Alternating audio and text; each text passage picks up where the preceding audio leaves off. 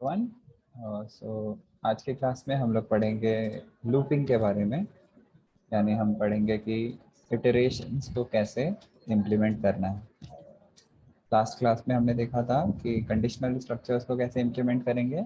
यहाँ पे हम इटरेशंस करेंगे। इटरेशन में बेसिकली क्या होगा कि अगर मैं कोई प्रोग्राम लिख रहा हूँ जिसमें कुछ सेट ऑफ इंस्ट्रक्शंस है, तो यहाँ पे मैं चाहूँगा कि जैसे ये इंस्ट्रक्शन नंबर 4 है, मैं चाहूँगा कि वो कुछ 3 4 5 बार रिपीट हो जाए और उसके बाद मैं फिफ्थ स्टेज पे जाऊँ। कंडीशन में हमने देखा था कि हमारे पास दो रास्ते होते थे कि आफ्टर इंस्ट्रक्शन 3 मुझे या तो 4 पे जाना है या तो 5 पे जाना है।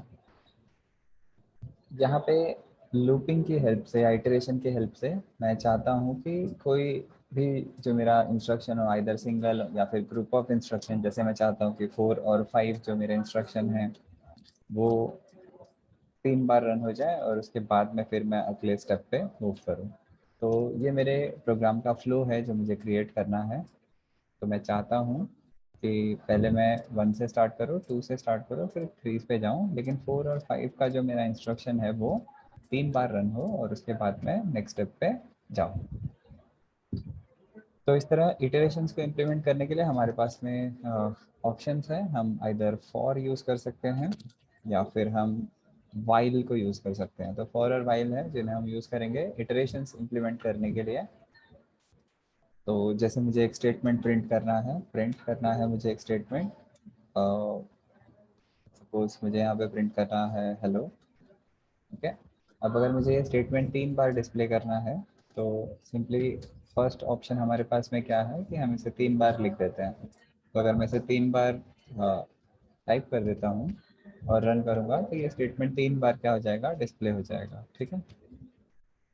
नाउ अब मैं क्या चाहता हूँ कि ये जो रिपीटिव टास्क है या फिर प्रोग्रामर, ऐसा प्रोग्रामर हम हमेशा इस बात का ध्यान रखते हैं कि कभी भी मुझे कोड रिपीट ना करना पड़े। यानी एक लाइन ऑफ कोड अगर बहुत बार आ रहा है तो ये वाली प्रैक्टिस हमें अवॉइड करनी है। तो अगर सेम प्रोग्राम मुझे रन करना है तो इसके लिए मैं फॉर या तो वाइल लूप को यूज़ कर सकता हूँ।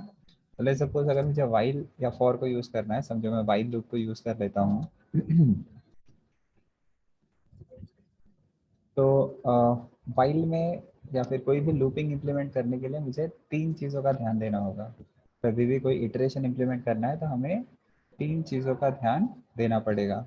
अगर हम इन 3 चीज़ों को सक्सेसफुली एनालिसिस कर लेते हैं तो हम एक अच्छा लूप या फिर इटरेटिव स्ट्रक्चर क्रिएट कर पाएंगे। जो फर्स्ट चीज़ होती है वो होता है इनिशियलाइजेशन।